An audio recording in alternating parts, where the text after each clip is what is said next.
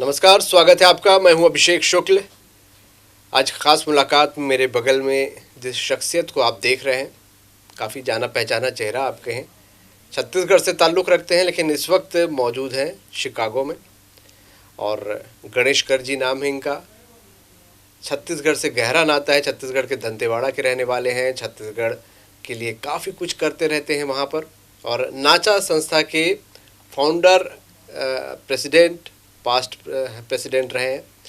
और सबसे बड़ी बात है, स्वदेशी जो आंदोलन है या मेला है उसके फाउंडर हैं, जो लगातार जिसका आयोजन गणेश कर जी करते रहते हैं। छत्तीसगढ़ की संस्कृति को वहाँ पर लगातार ज़िंदा रखे हुए हैं और लगातार उनकी एक्टिविटीज़ छत्तीसगढ़ को लेकर वहाँ कुछ न कुछ होते रहती है।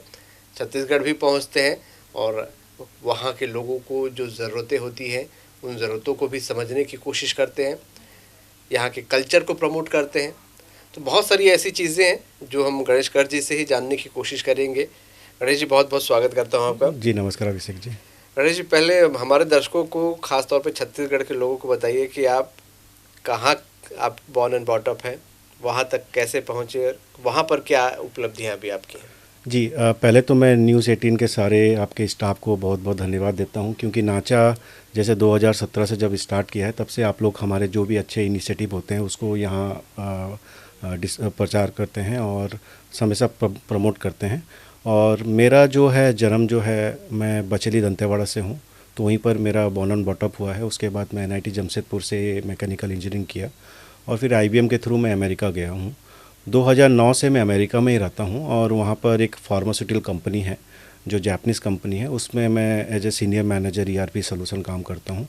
उसके अलावा हम लोग काफ़ी सोशल एक्टिविटी करते हैं नाचा के माध्यम से, और स्वदेशी मेला जो डी ट्रैवल फाउंडेशन है उसके माध्यम से भी करते हैं। उसके अलावा भी मैं जो नेपरविल सिटी है जो हमारे वहाँ पर मैं कमिश्नर हूँ, अपॉइंटेड बाय द मेयर, तो मैं वहाँ पर जैसे सिस्टर सिटी कमिश्नर का कमिश्नर हूँ वहाँ पर। जी जी। गणेश जी, नाचा को लेकर, आपने फाउंडर हैं उसके, नाचा को लेकर क्या आपके दिमाग में क्यों आया कि ऐसी कोई संस्था बननी चाहिए, इसकी ज़रूरत क्यों महसूस हुई?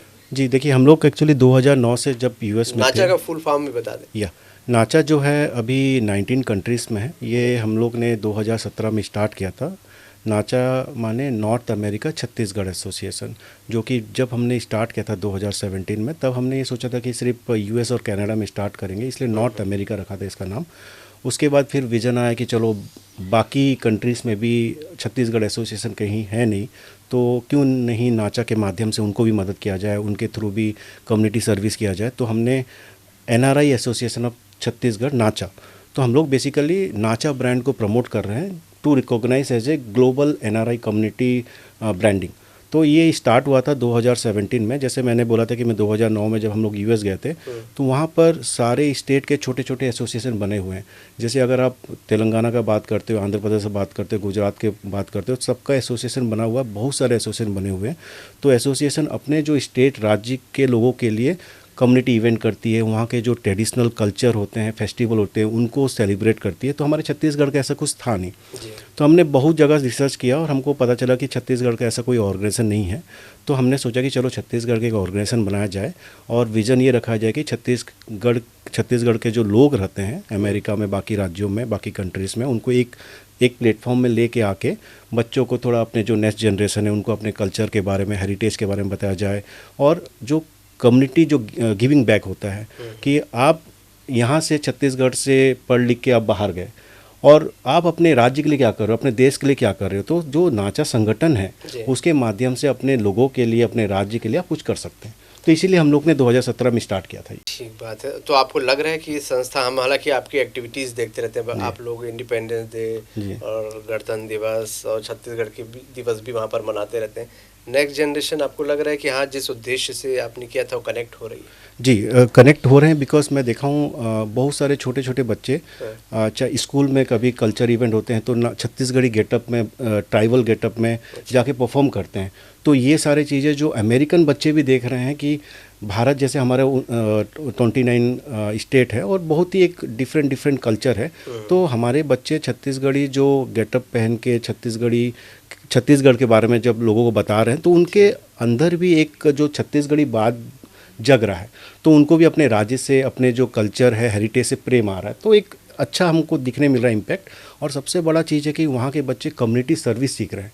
वहाँ पर क्या होता है कि आप कितने भी एकेडमिकली स्ट्रांग हो, अगर आपने कम्युनिटी सर्विस नहीं किया है, अपने संस्था के लिए या अपने समाज के लिए अगर आपका योगदान नहीं है, आपको अच्छा कॉलेज नहीं मिलता। तो वहाँ के बच्चों में भी ये है कि हम कैसे वॉलंटियर करके जो अच्छे कॉज होते हैं, जैसे मैं अगर बोलता हूँ कि जो रेड क्रॉस है, उसी में कम से कम 1 लाख से ज़्यादा बच्चे वॉलंटियर ले रहे हैं, क्योंकि वो अच्छा कॉज को, कम्युनिटी को सपोर्ट करता है।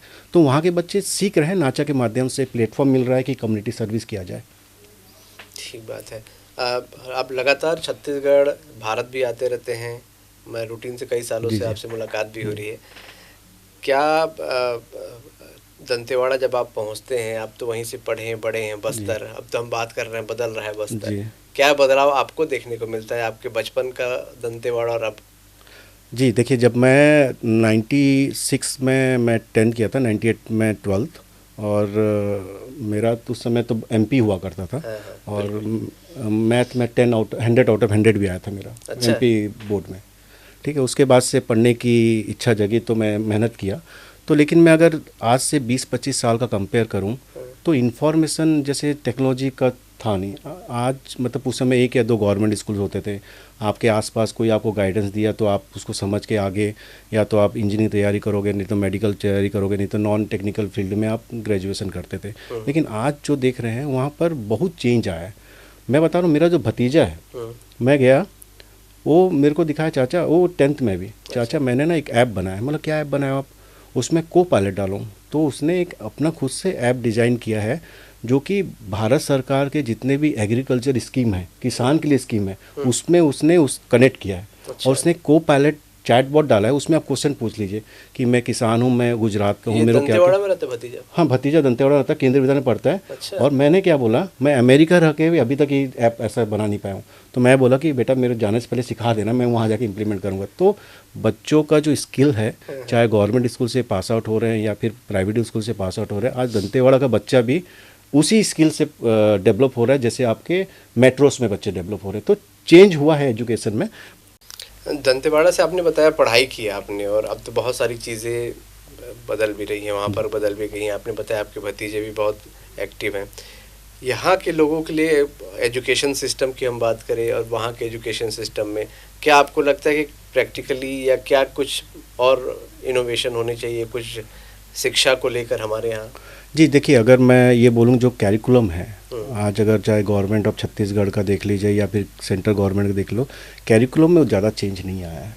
आज से जो 10-15 साल, 20 साल पहले था, वही कैरिकुलम है। लेकिन जैसे मेरा भतीजा का मैंने एग्जांपल दिया, उसने बाहर एफर्ट करके सारे सीखा है, उसका स्कूल कैरिकुलम नहीं है।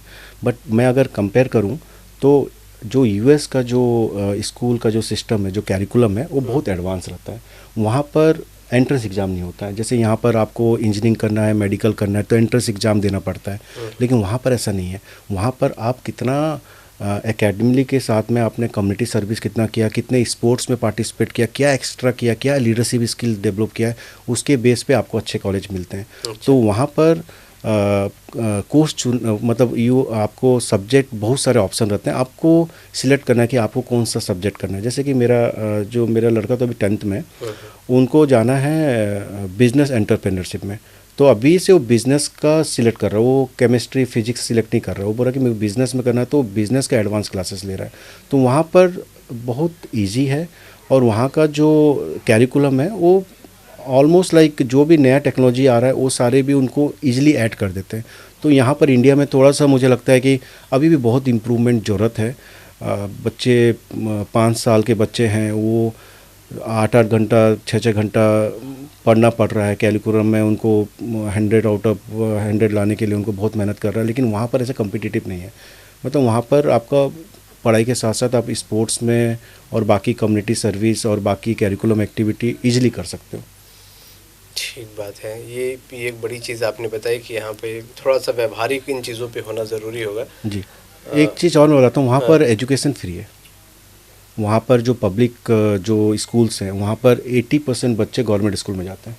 अच्छा। हाँ, और वहाँ पर जैसे आप अगर बोलो कि मैं अपने बच्चे को प्राइवेट में भेजूँ कि मैं अपने बच्चे को गवर्नमेंट में भेजूँ, तो मैक्सिमम 80% लोग भेजेंगे आप अपने गवर्नमेंट में भेजो, क्योंकि गवर्नमेंट में स्कूल्स के बस आते हैं फ्री में और सिर्फ 15,000 रुपया साल का लगता है। तो ये ऐसा फ़र्क क्यों होता है? वहाँ पे इतनी अच्छी गवर्नमेंट के स्कूल में क्वालिटी कैसे है? हम लोग जो हम लोग टैक्स पे करते हैं, प्रॉपर्टी टैक्स, जैसे मैं हम लोग का वहाँ घर है हाँ। तो ऑलमोस्ट जो हम लोग जो प्रॉपर्टी टैक्स पे कर रहे हैं ऑलमोस्ट लाइक 7 लाख रुपया साल का दे रहे हैं। तो जो एजुकेशन डिपार्टमेंट है वो स्टेट गवर्नमेंट का होता है वहाँ पर, और उसके बाद निगम मतलब जो डिस्ट्रिक्ट होता है, स्कूल डिस्ट्रिक्ट होता है, उसमें टैक्स के थ्रू उनके पास फंडिंग रहता है। तो उन लोग अपना जो इंफ्रास्ट्रक्चर है, उसके बाद जो कैरिकुलम है, बस सर्विस है, उनके पास इनफ बजट रहता है to provide to the community. आपने कहा कि किसी स्कूल में इंडियन कोई बच्चा जाता है तो रैंक उसकी ऊंची होती है, अच्छा। इंडियंस की इमेज बहुत अच्छी है, वहाँ मेहनती हैं। जी, मैं ये तो मैं नहीं बोल रहा हूँ, मैं मेरे साथ मैं एक जापानीज़ कंपनी काम करता हूँ, तो मेरे साथ एक कलीग है, रसियन है, तो बोलती है कि रसियन कम्युनिटी में ये बात है कि आपका बच्चा वहीं भेजो जहाँ पर इंडियन बच्चे जाते हैं। अच्छा। उसका रीज़न ये है कि इंडियन बच्चे जैसे हम लोग उनको बताते हैं कि आप पढ़ो आगे, तो उन लोग काफ़ी मेहनत करते हैं, आप उन लोग मेहनत करते हैं, और स्कूल्स में चाहे वो स्पोर्ट्स से रिलेटेड हो या फिर एकेडमी से रिलेटेड हो, तो इंडियन बच्चे हमेशा अच्छा कर रहे हैं यूएस में। आप जैसे मेरा जो डिस्ट्रिक्ट है नेपरविल है, मतलब सिटी है नेपरविल है, उसका 22% पॉपुलेशन इंडियन है। अच्छा। और वहाँ पर वो सारे स्कूल्स जो होते हैं वो अभी Naperville city is the US number 1 city, US entire US में नंबर 1 सिटी है टू ग्रो योर फैमिली। अच्छा। एजुकेशन मामले में ये हो गया, उसके बाद एडिसन हो गया, कैलिफोर्निया हो गया, क्योंकि वो मेहनत करके उन लोग एकेडमी के लिए ले आ रहे हैं, तो लोगों को लगता है कि हाँ इंडियन बच्चे जहाँ हैं वहाँ भेजो, तो स्कूल का रैंकिंग जो है ऊपर चला आता है। कल्चर को आप, क्योंकि कल्चर को लेके बहुत काम कर रहे हैं, ना सिर्फ छत्तीसगढ़, इंडियन कल्चर, उसको लेकर क्या अट्रैक्शन है वहाँ पर लोगों में? भारत के भी बहुत सारे इवेंट होते हैं, नेशनल लेवल पे इवेंट होते हैं, और कुछ राज्य लेवल पे इवेंट होते हैं, और सिटी लेवल पे भी इवेंट होते हैं, तो वहाँ की सरकार फंडिंग भी देती है। जैसे हम लोग स्वदेशी मेला जो करते हैं भारत के हेरिटेज को प्रमोट करने के लिए, उसमें हम लोग कल्चर इवेंट भी करते हैं, और जो हमारे सिटी है, हमारे स्टेट है, उन लोग हमको फंडिंग देते हैं कि चलो आप इंडियन कल्चर को सेलिब्रेट करो। तो इंडियन एक बहुत अच्छा रेपुटेशन है अमेरिका में, not only America, other countries में भी, और इंडियन कल्चर को लोग अप्रिशिएट करते हैं। मैंने बहुत देखा है कि जैसे भारतीय नाट्यम वाला एकेडमी है, वहाँ पर मैं कुछ विदेशी लड़कियों को, अमेरिकन लड़कियों को भी देखा हूँ कि आके लर्न करते हैं। तो एक अच्छा कल्चर है, और बहुत कुछ सीखने में है इंडियन जो कल्चर है। स्वदेशी मेले की आपने जिक्र किया, ये कॉन्सेप्ट कहाँ से आया? क्योंकि हमारे प्रधानमंत्री भी अभी स्वदेशी को लेकर उन्होंने भी अपील की है। जी, क्या कॉन्सेप्ट है आपका? तो ये एक्चुअली इनकी मेन जो है ब्रेन है, दीपाली जी है। तो आपकी वाइफ? हाँ, मेरी वाइफ। उन्होंने अभी तो काफ़ी बड़ा टीम बन गया, तो सारे टीम वर्क ही कर रहे हैं हम लोग। तो हम लोग ने पहले डी ट्राइबल फाउंडेशन चालू किया था। तो the tribal foundation just because of we are from the Bastar, तो एंड हम लोग को पता है कि बस्तर का जो आर्ट है, जो कल्चर है, वो छुपा हुआ है। अभी आप देखोगे जो ढोकरा आर्ट हो गया, ये सारे अभी वर्ल्ड लेवल पे नहीं है। हम लोग को पता है कि जो बस्तर का जो कल्चर है अभी भी हिडन कल्चर है। तो इसीलिए हम लोग ने सोचा कि चलो एक फाउंडेशन बनाया जाए जिसके माध्यम से ट्राइबल आर्ट एंड क्राफ्ट को इंटरनेशनल लेवल पे लेके जाया जाए। तो हम लोग ने बस्तर आर्ट को बहुत प्रमोट किया है। हम लोग ने कई कॉर्पोरेट इवेंट में जो ढोकरा आर्ट से कस्टम बना के हम लोग ने कॉर्पोरेट गिफ्ट भी करा है लोगों को। कम्युनिटी अवार्ड में भी हम लोग ने बस्तर आर्ट को डिज़ाइन करके दिया है, तो यहीं से बस्तर से बना के जाते हैं। तो उसके बाद हमारे कनेक्शन बिल्ट हुए जो एग्जीबिटर के साथ में, तो हमने सोचा चलो अब जब हमारे इतने कम्युनिटी जान पहचान है, कुछ ऐसा किया जाए जिससे कि नॉट ओनली बस्तर, पूरे भारत को फ़ायदा मिले। तो हमने इसीलिए इसको भारतीय स्वदेशी मेला स्टार्ट किया 3 इयर्स बैक। तो हमने 3 सक्सेसफुल इवेंट किया है।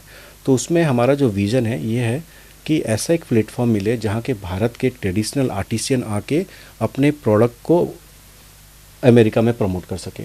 तो इसका माध्यम वही प्रमोट जो विज़न है ये है कि मतलब इंडिया के प्रोडक्ट को इंटरनेशनल मंच प्रदान करना, उसके अलावा जो भारत के जो आर्टिसियन है उनको भी इंटरनेशनल मंच प्रोवाइड करना। इसमें कैलाश खेर जी इसके ब्रांड एम्बेसडर है। अच्छा। तो हमने 2 साल पहले कैलाश खेर जी का इवेंट भी किया था।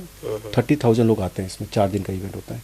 तो ये इवेंट हम लोग इतना डेडिकेटली करते हैं, एक अच्छा टीम है कि आज पूरा अमेरिका में ऐसा कोई इवेंट जो आउटडोर होता है और भारत बेस पे होता है वो स्वदेशी मेला। बात है, बस्तर धीरे धीरे बदल रहा है, और अभी आप रहते हैं तो क्या नक्सलवाद को लेकर भी कोई चर्चा वहाँ पर होती है? क्या उस एंगल से क्या कोई चेंजेस दिखते हैं? देखिए, पहले हम लोग जैसे आज से 5 साल 10 साल पहले पहले 30 साल पहले तो हम लोग गाँव में घूमते थे, गाँव में जाके आम तोड़ के खाते थे, सीताफल खाते थे।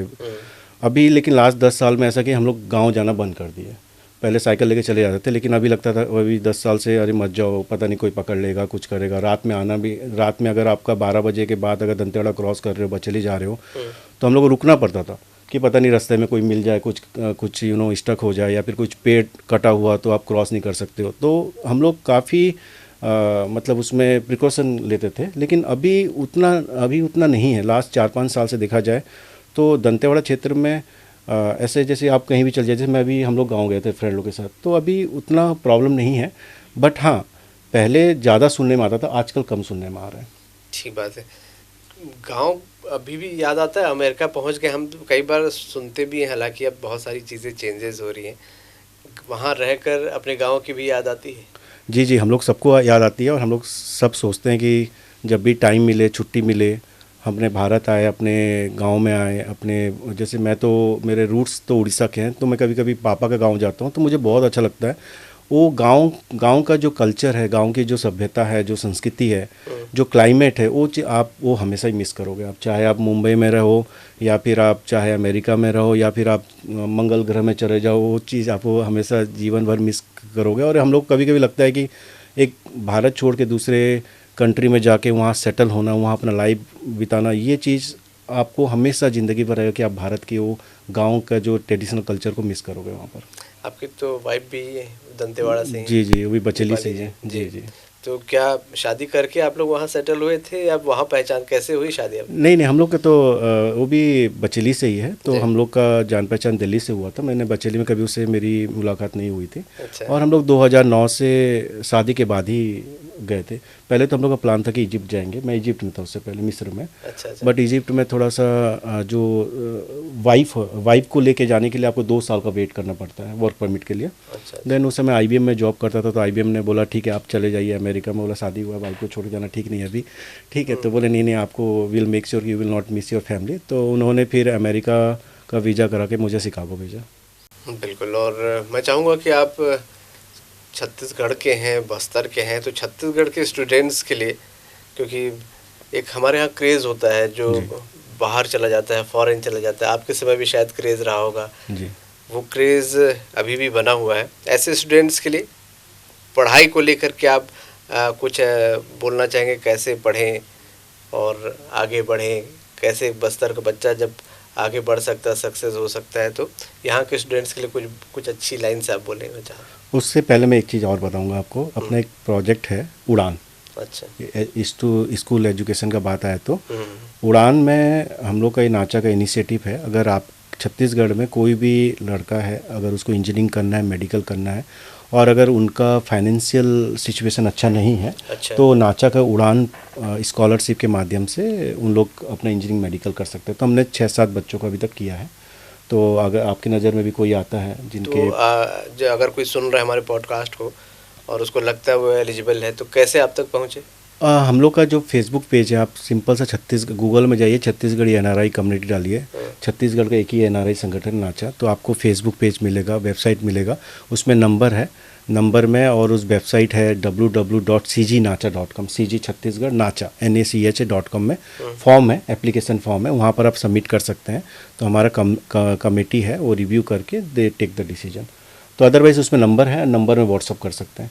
हमें बड़ा फ़ख्र भी होता है कि आप छत्तीसगढ़ को याद रखते हैं, यहाँ के कल्चर को प्रमोट भी करते हैं, और सिर्फ वहाँ बैठ के प्रमोट नहीं करते बल्कि समय भी आप छत्तीसगढ़ को देते हैं, और लगातार यहाँ पर आते भी हैं और यहाँ के लोगों से मिलते भी हैं, अपने घर भी जाते हैं, बस्तर भी जाते हैं।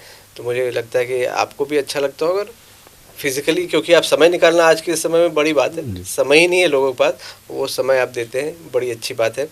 बहुत धन्यवाद हमारे साथ बातचीत करने के लिए आपको। जी, thank you so much Abhishek ji. बिल्कुल। तो गणेश जी क्या करते हैं, कैसे करते हैं, कितना उनका कनेक्शन है, क्या प्यार है कल्चर को लेके, तमाम बातें, बहुत सारी बातें, एजुकेशन को लेकर भी बहुत सी बातें हमने खोल कर इनसे की। ख़ास मुलाकात में इतने आज। नमस्कार।